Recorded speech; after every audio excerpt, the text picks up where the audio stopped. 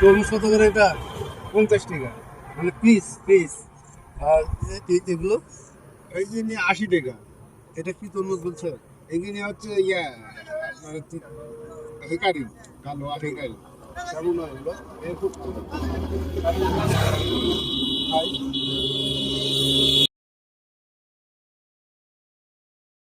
গ্রামের সেই সহজ সরল পরিবেশ আর টাটকা তরমুজের লোভ সামলাতে না পেরে আমরা একটু থেমে গেলাম। এই যে তরমুজের ফালি দেখেন, অবশ্য খুব বেশি যে লাল তাও এই না। দেখেন, এই দেখেন, এই দেখেন।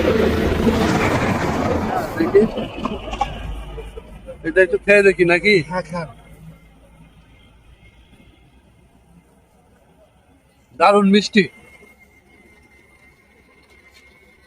ওটা খুব ভালো হয়।